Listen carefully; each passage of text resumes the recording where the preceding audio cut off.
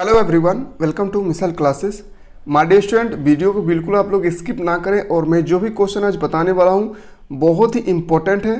मैं 50 secret question बताने वाला हूँ जो आपके जो 25 अप्रैल को जो एग्ज़ाम होने वाला है उसमें कौन से क्वेश्चन पूछे जाएंगे, आज मैं इसके बारे में डिस्कस करने वाला हूँ। तो माय डियर स्टूडेंट, जो भी क्वेश्चन मैं बताऊँ आप लोग बिल्कुल रट ले और वे एक तरफ का क्विक रिवीजन भी है। इसका वीडियो नंबर 2 भी आपको जस्ट अपलोड कर दिया जाएगा। ये माय डियर स्टूडेंट, ये वीडियो नंबर 1 है और ज़्यादा से ज़्यादा इस वीडियो को शेयर करें, उस कैंडिडेट तक बिल्कुल इस वीडियो को पहुंचा दें माय डियर स्टूडेंट जो थोड़ा भी नहीं पढ़े हैं। तो हम लोग बिना देर किए क्वेश्चन की ओर मूव करते हैं। चलिए बिना देर के हम लोग क्वेश्चन की ओर चलते हैं। जैसे कि पहला क्वेश्चन है, आप देख सकते हैं कि लिखा हुआ है क्या, ऑब्जेक्टिव मल्टीपल चॉइस क्वेश्चन, यानी जो भी क्वेश्चन मैं बताने वाला हूँ ऑब्जेक्टिव टाइप के होंगे। तो पहला जो क्वेश्चन आप देख पा रहे हैं, आज मैं जो डिस्कस करने वाला हूँ लगभग 80 क्वेश्चन होंगे। पहला क्वेश्चन है आपके सामने, विश्व में सर्वाधिक जनसंख्या वाला देश कौन सा है? तो अगर दूसरा नंबर पे कहा जाए तो भारत होगा, लेकिन याद रखिएगा क्वेश्चन कहा गया कि विश्व में सर्वाधिक जनसंख्या वाला देश तो कौन सा होगा? तो चीन। ऑप्शन नंबर ख इनका बिल्कुल सही उत्तर होगा। भारत का सबसे बड़ा नगर कौन सा है? तो भारत का जो सबसे बड़ा नगर होगा वो होगा दिल्ली। सभी को पता है क्या होगा? दिल्ली। तो माय डियर स्टूडेंट, हम लोग नेक्स्ट क्वेश्चन की ओर चलते हैं। तो नेक्स्ट क्वेश्चन है आपके सामने, रबड़ किस प्रकार की कृषि की उपज है? जो रबड़ है वो किस प्रकार की कृषि का उपज है? तो रबड़ जो है वो किस प्रकार की कृषि का उपज है? तो रोपण कृषि का। किस कृषि का?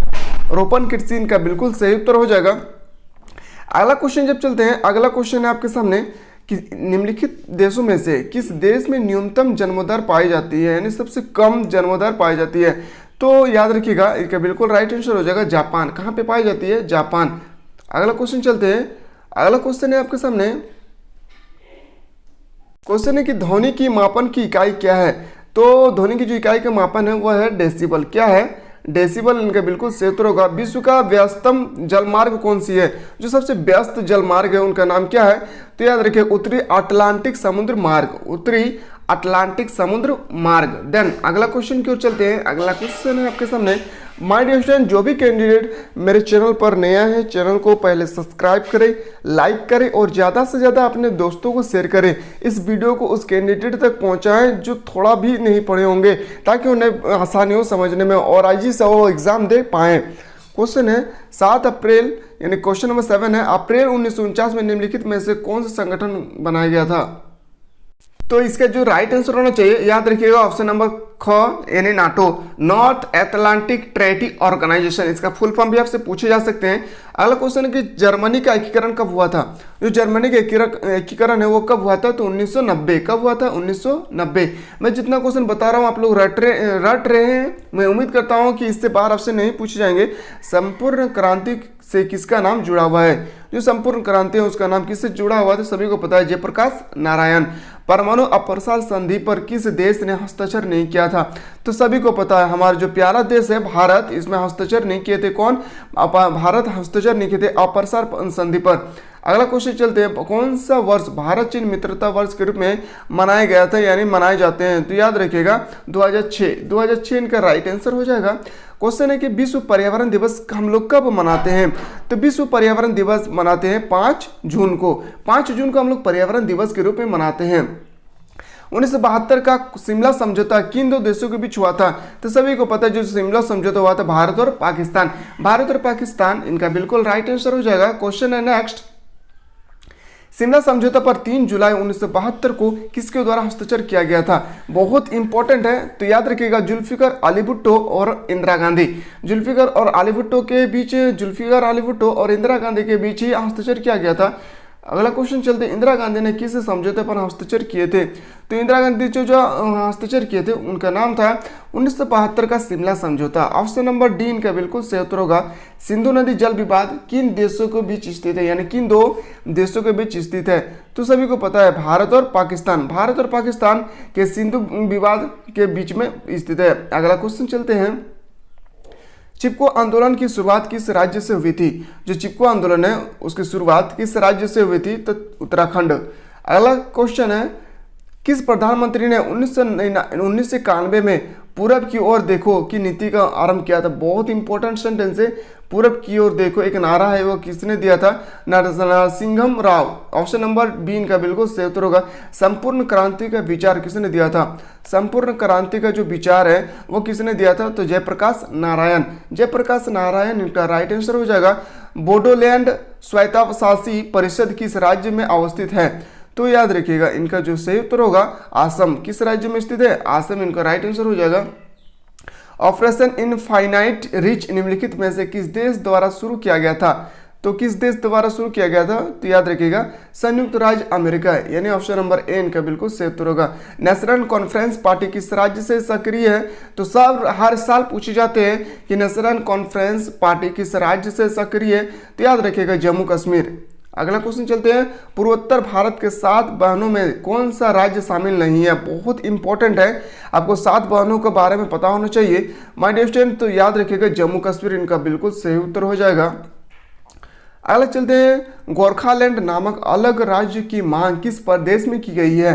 तो किस प्रदेश में की गई है? तो याद रखिएगा पश्चिम बंगाल। पश्चिम बंगाल बिल्कुल इनका राइट आंसर हो जाएगा। तेलंगाना आंदोलन किस राज्य से संबंधित है? जो तेलंगाना आंदोलन है वो किस राज्य से संबंधित है? तो आंध्र प्रदेश से। आंध्र प्रदेश इनका बिल्कुल सही उत्तर हो जाएगा। क्वेश्चन है कि संविधान के किस भाग में भारत की 22 भाषाओं का उल्लेख है? बहुत इंपॉर्टेंट है। किस भाग नहीं होना चाहिए माय डियर स्टूडेंट? या अनुसूची होना चाहिए, यानी अनुच्छेद होना चाहिए। तो किस अनुच्छेद के तहत, अनुसूची के तहत? तो बहुत इंपॉर्टेंट है। तो 8वीं अनुसूची के तहत, 8वीं अनुसूची के तहत भारत के अनुसूची में लिखा गया कि 22 भाषा का उल्लेख किया गया है। अगला क्वेश्चन है, संविधान ने किस भाषा को राज्य भाषा का दर्जा दिया गया है? तो सभी को पता है किसको? हिंदी भाषा को दर्जा दिया गया है। क्वेश्चन है, अगला क्वेश्चन आपके सामने, भाषा के आधार पर सबसे पहले किस राज्य की रचना हुई थी? तो आंध्र प्रदेश को। किस राज्य को? आंध्र प्रदेश को। अगला क्वेश्चन चलते हैं। किस भाषा के आधार पर 1953 में आंध्र प्रदेश का गठन किया गया था? तो किस भाषा के तहत पर? तो तेलुगु भाषा के। तेलुगु भाषा इनका बिल्कुल सही उत्तर हो जाएगा। क्वेश्चन है कि गोवा भारत संघ का राज्य किस वर्ष बना? जो गोवा है वो भारत संघ का राज्य किस वर्ष बना था? तो 1987। 1987 इनका राइट आंसर हो जाएगा। आप लोग क्विक रिवीजन करें माय डियर स्टूडेंट। मैं उम्मीद करता हूँ कि मैं जितना भी आप लोगों के लिए मेहनत कर रहा हूँ, प्रयास कर रहा हूँ, ये जाया नहीं जाएगा। पर आप लोगों को करना क्या है? आप लोगों को ज़्यादा से ज़्यादा इस वीडियो को शेयर करना है और याद रखें वीडियो को देखिए और जो जो क्वेश्चन आप जानते होंगे उसका कमेंट बॉक्स में आंसर बताएं कि सर मुझे 50 में इतना सही हुआ है, 60 में इतना सही हुआ है। आप लोग देखें, खुद को जांचें कि आप कितना मार्क्स ला पा रहे हैं, तब तो आपको पता चलेगा कि एग्ज़ाम में आप कितना सही कर सकते हैं, कितना नहीं। तो ये क्विक रिवीजन के लिए। और सेकंड वीडियो जो है, सेकंड जो पार्ट है वो भी बहुत ही जल्द आप लोगों के लिए मैं अपलोड कर दूंगा ताकि आप लोगों के लिए कोई भी परेशानी झेलना ना पड़े। क्वेश्चन है आपके सामने कि भारत ने पहला सफल परमाणु परीक्षण कब किया था? जो भारत है वो पहला सफल परमाणु परीक्षण कब किया था? तो 1974। 1974 इनका राइट आंसर हो जाएगा। क्वेश्चन है, भारत ने दूसरा सफल परमाणु परीक्षण कब किया था? दूसरा, पहला बार किया था 1974, दूसरा बार किया था 1998। 1998 इनका राइट आंसर होगा। भारत ने किस संधि पर हस्ताक्षर किए थे? तो भारत ने किस संधि पर हस्ताक्षर किए थे? तो पाक्षिक प्रशिक्षण प्रतिबंध संधि। ऑप्शन नंबर ए इनका राइट आंसर होगा। परमाणु अप्रसार संधि पर किस देश ने हस्ताक्षर नहीं किया था? तो भारत ने हस्ताक्षर नहीं किया था। सार्क दक्षेश का गठन के समय इसकी सदस्य संख्या कितनी थी? तो जो सदस्य संख्या होनी चाहिए वो याद रखिएगा, ऑप्शन नंबर ग बिल्कुल सही उत्तर होगा 7। वर्तमान में अगर पूछा जाए तो 8 याद रखिएगा। दक्षिण का 8वां सदस्य कौन सा देश है? तो जो दक्षिण का 8वां सदस्य देश है उनके नाम है अफगानिस्तान। अफगानिस्तान इनका राइट आंसर हो जाएगा। अगला क्वेश्चन है कि सार्क का सबसे छोटा सा देश कौन सा है? जो सार्क देश है उसका सबसे छोटा देश कौन सा है? तो मालदीव। मालदीव इनका बिल्कुल राइट आंसर हो जाएगा। मैं जितना क्वेश्चन बता रहा हूँ आप लोग पढ़ते रहे, मैं उम्मीद करता हूँ कि इससे बाहर आपसे नहीं पूछे जाएंगे। निम्नलिखित में से कौन सा देश दक्षिण का सदस्य देश है? तो कौन सा ऐसा देश है जो दक्षिण का सदस्य देश होगा? तो मालदीव। मालदीव अभी हमें जस्ट बताया है कि सार्क का सबसे छोटा देश है। अगला क्वेश्चन चलते हैं, बांग्लादेश की उत्पत्ति कब हुई थी? जो बांग्लादेश है उनकी उत्पत्ति कब हुई थी? तो याद रखिएगा 1971। 1971 इनका राइट आंसर हो जाएगा। क्वेश्चन है, फरक्का समझौता का किससे संबंध है? यानी जो फरक्का समझौता है वो किन दो देशों के बीच स्थित है? तो तो फराक्का समझौता भारत और बांग्लादेश के बीच स्थित है। अगला क्वेश्चन चलते 1 जनवरी 2017 को वान की मून के स्थान पर संयुक्त राष्ट्र संघ को महासचिव को बनाया गया था। वान की मून की जगह पर 1 जनवरी 2017 में बान की मून की जगह पे किसे महासचिव बनाया गया था? यूएनओ के। तो याद रखिएगा कि इनको बनाया गया था एंटोनियो गुटेरस। सभी को पता है वर्तमान में भी यही है, एंटोनियो गुटेरस। संयुक्त राष्ट्र संघ का वर्तमान महासचिव कौन है? तो अभी जस्ट आपको मैं बताया कि संयुक्त राष्ट्र संघ का जो महासचिव वर्तमान में है वो है एंटोनियो गुटेरस। एमनेस्टी इंटरनेशनल का मुख्यालय कहाँ है? एमनेस्टी इंटरनेशनल का जो मुख्यालय है वह लंदन में है। कहाँ है? लंदन। इनका बिल्कुल राइट आंसर हो जाएगा। क्वेश्चन है कि संयुक्त राष्ट्र संघ में वीटो का सबसे अधिक किस देश में किया गया है? वीटो का जो प्रयोग है वह सबसे अधिक किस देश में किया गया है? तो सोवियत संघ यानी रूस में किया गया है। नेक्स्ट क्वेश्चन की ओर चलते हैं और मैं उम्मीद करता हूं कि वीडियो आप लोग ज़्यादा से ज़्यादा शेयर करेंगे क्योंकि बहुत ही इंपॉर्टेंट वीडियो है और बहुत ही इंपॉर्टेंट क्वेश्चन मैं आप लोगों के लिए लेकर आया हूं और मैं उम्मीद करता हूं कि जो अगला वीडियो होगा इससे और इम्पोर्टेंट क्वेश्चन लेके आऊं ताकि आप लोगों के एग्जाम में कोई भी दिक्कतें होने नहीं देंगे। क्वेश्चन है कि परमाणु अपसार, क्वेश्चन है कि अंतर्राष्ट्रीय न्यायालय का मुख्यालय कहाँ स्थित है? जो अंतर्राष्ट्रीय न्यायालय उनका मुख्यालय कहाँ स्थित है? तो हैंग इनका बिल्कुल सही उत्तर होगा क नंबर। अगला क्वेश्चन चलते हैं, परमाणु अप्रसार संधि कब हुई थी? जो परमाणु अप्रसार संधि है वो कब हुई थी? तो 1968। ऑप्शन नंबर ए इनका बिल्कुल सही उत्तर होगा। तालिबान कट्टरपंथी तत्व का उदय कहाँ हुआ था? तो याद रखिएगा अफगानिस्तान में। कहाँ हुआ था? अफगानिस्तान में। साझी यानी पार्टनरशिप त्रासदी का सूत्र किसने दिया था? तो गेरिट हार्डिंग। ऑप्शन नंबर याद रखिएगा बी, गेरिट हार्डिंग। अगला क्वेश्चन चलते हैं, जब भारत में प्रथम आम चुनाव कब कराए गए थे? भारत में जो प्रथम आम चुनाव है वो कब कराए गए थे? तो याद रखिएगा 1952। भारत के प्रथम उपराष्ट्रपति कौन थे? जो भारत के प्रथम उपराष्ट्रपति थे वो है doctor Radhakrishna. Option number A इनका राइट आंसर हो जाएगा। अगला क्वेश्चन चलते हैं, गोवा, दमन एवं द्वीप में से किस यूरोपीय राज्य का उपनिवेश था? तो बहुत इंपॉर्टेंट है, पुर्तगालियों का। जो गोवा है, दमन द्वीप है, इस सबसे लास्ट में हमारे जो राज्य है सबसे लास्ट में ये है भारत से आज़ाद हुए थे। तो याद रखिएगा किसके गुलाम थे? पुर्तगाल के। क्वेश्चन है निम्नलिखित में से किस राज्य का गठन 2000 में नहीं हुआ था?